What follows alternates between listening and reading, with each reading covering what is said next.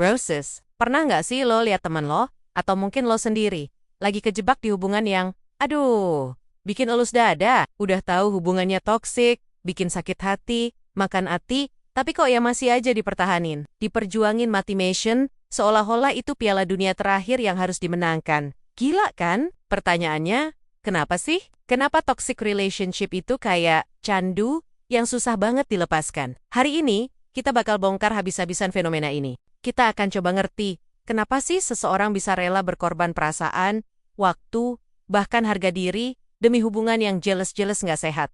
Ayo kita mulai dramanya. Bayangin deh, ada cewek namanya Bunga. Bunga ini pacaran sama cowok namanya Rangga. Di awal, Rangga itu kayak pangeran dari negeri dongeng, perhatian, romantis, pokoknya paket komplit lah. Bunga ngerasa jadi cewek paling beruntung sedunia. Tapi, pelan-pelan, sifat asli Rangga mulai kelihatan. Rangga mulai posesif. Bunga mau pergi sama teman-temannya. Harus laporan detail. Salah dikit, langsung dicurigai. Terus, Rangga mulai suka ngatur-ngatur. Baju yang Bunga pakai dikomentarin. Kamu pakai baju gitu mau narik perhatian siapa lagi? Sampai ke pilihan karier Bunga pun dia ikut campur. Yang paling parah, Rangga itu jago banget mainin emosi. Kalau mereka berantem, entah gimana caranya, ujung-ujungnya selalu Bunga yang merasa bersalah dan minta maaf, padahal jealous-jealous Rangga yang mulai. Ini namanya gaslighting, guys. Teman-teman Bunga udah pada bilang, NG, lo yakin sama Rangga? Kok dia gitu banget sih? Tapi apa jawaban Bunga? Kalian gak ngerti, Rangga itu sebenarnya baik kok. Dia cuma lagi stres aja. Lagian, dia sayang banget sama aku.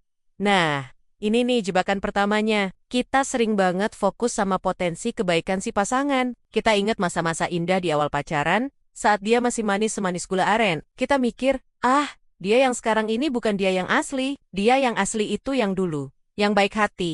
Kita berpegang pada harapan, kalau suatu hari nanti, dia bakal balik lagi jadi pangeran berkuda putih yang kita kenal di awal. Padahal, kenyataannya, mungkin sifat aslinya ya yang sekarang ini. Masa bulan madu udah selesai bro. Jebakan kedua, rasa takut sendirian.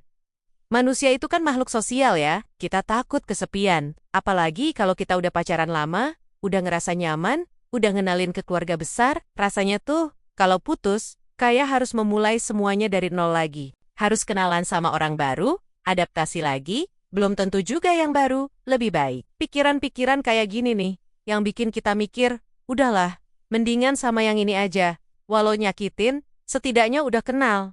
Padahal, lebih baik sendiri tapi damai, daripada berdua tapi perang batin terus-terusan. Oke, drama Bunga dan Rangga berlanjut. Suatu hari, Bunga dapat tawaran kerja di luar kota. Kesempatan emas banget buat kariernya, dengan semangat, dia cerita ke Rangga. Apa reaksi Rangga? Bukannya senang, dia malah marah. Jadi, kamu mau ninggalin aku? Kamu lebih mentingin karier daripada hubungan kita. Kamu egois banget sih? Bunga jadi bingung. Di satu sisi, ini impiannya. Di sisi lain, dia nggak mau kehilangan Rangga. Rangga terus-terusan bikin Bunga merasa bersalah.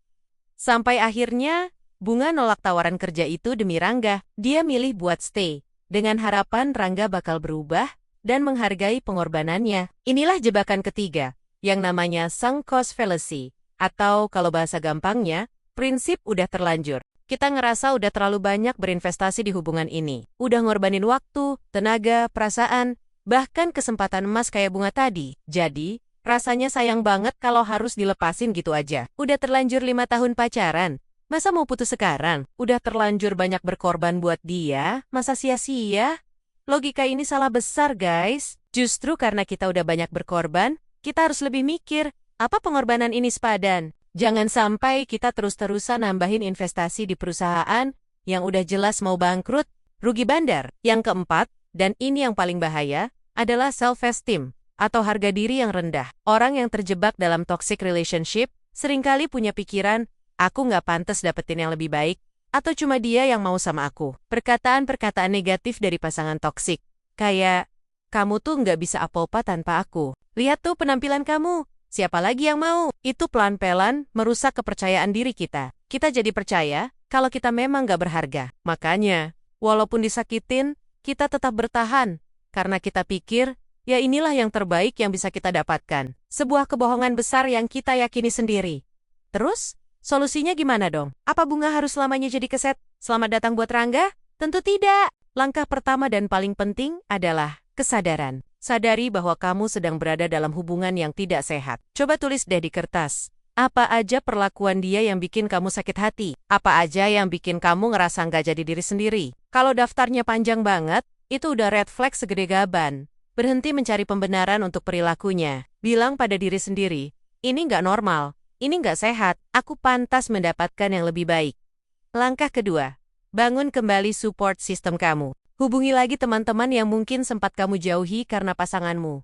Cerita ke keluarga yang kamu percaya. Kamu nggak sendirian. Mendengar perspektif dari orang luar itu penting banget untuk menyadarkan kita dari sihir si pasangan toksik. Mereka bisa jadi cermin yang menunjukkan betapa kusutnya keadaan kita, yang mungkin nggak kita sadari karena terlalu dalam terjerat. Langkah ketiga, fokus pada diri sendiri. Ingat lagi, apa hobimu? Apa impianmu yang mungkin terkubur? Kayak bunga tadi, dia kan punya mimpi karier. Mungkin kamu suka melukis, suka naik gunung, atau pengen belajar bahasa baru. Lakukan hal-hal yang bikin kamu bahagia dan merasa berharga, tanpa harus bergantung pada validasi pasangan. Ketika kamu mulai mencintai dirimu sendiri, kamu akan sadar betapa nggak layaknya perlakuan buruk yang kamu terima selama ini. Self-love is the best love. Dan langkah keempat, yang paling berat tapi harus dilakukan, adalah berani mengambil keputusan untuk pergi. Ini nggak mudah, akan ada tangisan, akan ada rasa kehilangan. Mungkin si dia akan memohon-mohon, janji bakal berubah, atau bahkan mengancam. Tapi ingat, kamu melakukan ini untuk menyelamatkan dirimu sendiri. Kamu seperti keluar dari rumah yang terbakar. Awalnya mungkin dingin dan menakutkan di luar. Tapi setidaknya kamu selamat dan bisa membangun rumah baru yang lebih kokoh dan nyaman. Kalau kamu merasa kesulitan banget buat lepas, jangan ragu cari bantuan profesional. Ngobrol sama psikolog atau konselor itu bukan berarti kamu gila, itu artinya kamu kuat. Kamu sadar punya masalah, dan kamu mau menyelesaikannya. Mereka bisa ngasih kamu alat dan strategi yang tepat untuk lepas dari jeratan toxic relationship dan menyembuhkan luka-lukamu. Jadi, buat kamu yang mungkin lagi ngerasain apa yang Bunga rasakan, atau punya teman yang lagi di posisi itu, ingatlah satu hal.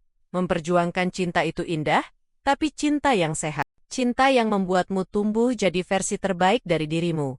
Bukan yang memangkas sayapmu. Kamu itu berharga. Kamu pantas dicintai dengan tulus, dan kamu pantas bahagia. Jangan pernah biarkan siapapun, sekali lagi, siapapun, meyakinkanmu sebaliknya. Hubungan itu seharusnya jadi tempatmu berpulang yang aman dan nyaman, bukan medan perang yang menguras energi dan air mata setiap hari. Lepaskan apa yang menyakitimu, dan beri ruang untuk kebahagiaan yang sesungguhnya datang. Percayalah, di luar sana, dunia masih sangat luas dan penuh dengan kemungkinan yang indah. Terima kasih udah nonton sampai akhir. Semoga video ini bisa jadi tamparan kesadaran buat kita semua. Jangan lupa like, komen, dan subscribe ya, biar kita bisa terus belajar bareng. Sampai jumpa di video selanjutnya.